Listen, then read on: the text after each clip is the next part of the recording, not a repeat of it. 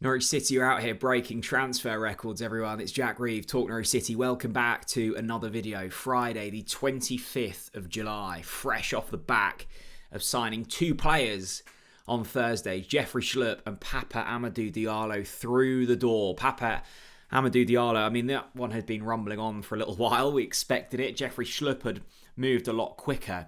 But once again, another fantastic day in the transfer window from Ben Napper, from Lee Dunn, from Mark Atanasio, and the others involved in the recruitment of these players. Norwich are incredibly glad that they've got Papa Amadou Diallo through the door. He was highly rated by a lot of clubs. Watford were the club that were notably in for him and had a bid accepted and were going through the medical process with him. He was very close to joining Watford, and then in swoop Norwich City, led by Ben Napper, Mark Atanasio's funds, Lee Dunn, Lee get the deal done. They all swooped in, and they're really excited about Papa Diallo. He is very young, he's raw. He had a brilliant season last year for Metz out in France. Critical kind of player in terms of their promotion back into Ligue 1. And they have spent, again, a relatively considerable amount of money on this man to bring him into the Championship. £4.3 million being quoted for the 21-year-old. Predominantly plays out on the left-hand side, can also play out on the right. He is right-footed. He is very, very sharp and quick. And there's a real excitement around the place that they got that deal done. On the complete other end of the spectrum, you've got a player in Jeffrey Schlupp who has played, a decade in the Premier League, a regular and consistent performer for Crystal Palace. Yes, might be slightly past his best, but in terms of an absolute professional, Jeffrey Schlupp is exactly that. I know Steve Parish of Crystal Palace.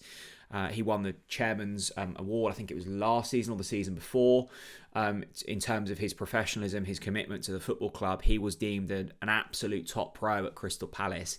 If you can bring him in and get a similar skill set across to Ben Crescene, to Lucian Mahovo, then you've got a really good signing there. And this isn't just a squad player who's, in the background kind of helping out. He's going to be wanting to play football. There is going to be a really, really good competition going on there for who plays left back next season. So an incredible day yesterday. It's not going to get any quieter. Norwich have two pre-season friendlies on the Friday.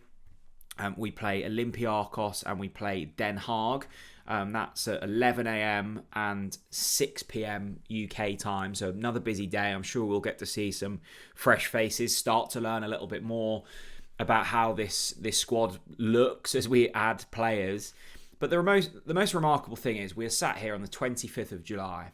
Okay, Norwich have signed 9 permanent senior players. That's the first summer in the club's history where we've signed 9 permanent senior players before the end of July.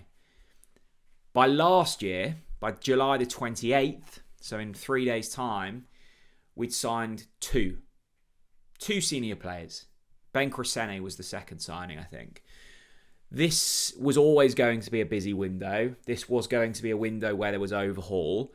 I remember Chris and I sitting down probably a week before the summer transfer window opened and saying, we need one of those windows, almost like we had in League One, where you just rip things up, you add in quality and talent and a real mix of things, and you go again. You have to rip this up and start again. And we knew that was going to happen to an extent because we'd let Angus Gunn, Jakob Sorensen, Onel Hernandez, etc. go. We knew that there were going to be some big ticket sales. So far, you can see there, the only one of those is Borja Sainz, 14.25 million. We've obviously had the drama of Josh Sargent this week. He is still very much at Norwich City and still very much a Norwich City player.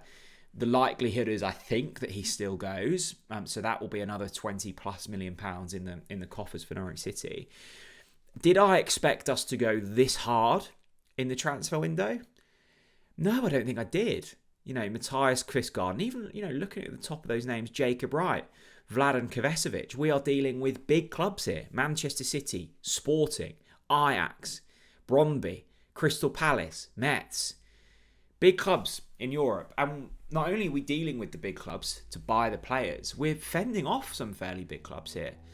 Matthias Kvistgaard could have been playing European football next season. We're in for Pele Matson at the moment. He is literally going through European qualification games with Silkeborg at the moment. That looks likely if they can get the work permits done. If it's not, then they'll go in for Topic. Papa Diallo, we fended off Watford, who will be gutted. We fended off some other big clubs as well to get his signature. Harry Darling, fending off some big clubs. And there's a theme here. This isn't just a one-off where we've chucked big wages at a player and they've just signed because the money was right. No. That's not the thing here. The thing here is Ben Napper and Liam Manning and Atanasio and Zoe Webber, and I'm sure a lot of others, selling a vision. There is a vision here, and there is a genuine belief that Norwich City can gain a really good finish in the Championship next season. Papa Diallo, Kvistgaard, Darling, Wright, Medic. They're not signing for Norwich City if they didn't believe that Norwich City could get top 6 or above next season. These players want to be playing Premier League football. They don't want to be playing in the Championship. But they can see that that's the necessary evil here in order to get where they want to be in the Premier League. 9 full-time senior players signed by the 25th of July. And it's not done yet. Norwich City still want another left winger. They still want a midfielder. And I think they probably still want someone that can play through the middle as well. I wouldn't be surprised if we get to 12 senior full-time signings by the time this transfer window shuts. And the other good thing about all of this is how early we've got it done, right? I can remember going to Oxford last season on the 10th or the 9th of August, whenever it was, and reading the lineup and going, I don't know where any of these players are playing. This is a chaotic side. We had Johnny Rowe who was refusing to play. We had Adam Eder who was halfway up to Glasgow. We had Grant Hanley playing centre-back. I looked at that team and went, this is so far off where we need to be. And that was a mixture of things. Johannes was brought in fairly late. The transfer dealings were left late. It was no one's fault, but it just didn't fall into place at all. It was all over the place. Norwich are in a position now where all of their new signings would have played some pre-season football. I think let's have a look. We've got Olympiacos and Den Haag, and then we've got 2 games back in Norfolk next Saturday on the 2nd. And then it's the first game against Millwall in the Championship on the 9th of August. And then you've obviously got a cup game in between before you travel to Portsmouth. Norwich have 2 weeks, basically, before the Championship starts. I suspect that they will get another couple in the door by this time next week. And then maybe a couple might rumble on. What you also have to realise here as well is Norwich needs to make some sales. It's all been incomings. We've had 1 player leave in terms of actual sales that weren't contracts, expiring, or I guess Johnny Rowe could be classed that he was sold this window, but he's been gone for a season. So there needs to be some sales as well. That will probably rumble on longer. There's been literally nothing said about Marcelino Nunes. So where we're at with him, I don't know. The fascinating thing with Josh Sargent is you look at that front line, and if Josh Sargent doesn't leave, I'm still thinking he does. But if he doesn't leave, where does everyone fit in that mixture? Mate Jurisic out on the right, let's say. Josh Sargent through the middle. Papa Diallo out on the left. Okay, fine. That's a brilliant front 3. But think about who's on the bench then. Matthias Kvistgaard, Ante Sirnats, Oscar Schwartau, and Mankwa Forsen. Right? You've got a lot of players there who you need to fit in. So we shall start to see, as I say, how that looks as it starts to get made up. I'm actually really looking forward to seeing that game at Carrow Road against NAC Breeder next Saturday, because I think we'll start to understand then. Usually it's that last pre-season game, isn't it, where you go, okay, that starting 11 is going to be pretty similar to what we see on opening day against Millwall. There's going to be a lot of new faces. There is a different system going on. You've got a different manager. Look, it's very easy to sit here and look at that list and go, this is incredibly exciting. There is a lot of new moving parts here, and there is bound to be some chaos at points. But Norwich City have done exactly what they said they'd do. They'd come out, they'd spend, they would get things done quickly, They would set expectations high. There's going to be none of this, oh, I didn't know I needed to finish in the top 6 this season. Atanasio, Napa and Manning have all come out and said top 6 is the aim. Minimum. Absolute minimum. And when you look at this transfer list, it should be the minimum. We are spending big money for a championship side. And yes, we're recouping that. And actually, by the end of the window, our net spend may even be negative if Sargent goes as well. So hold on to your hats with this one. 9 new signings in the door so far. That is a transfer record for Norwich City in terms of this point.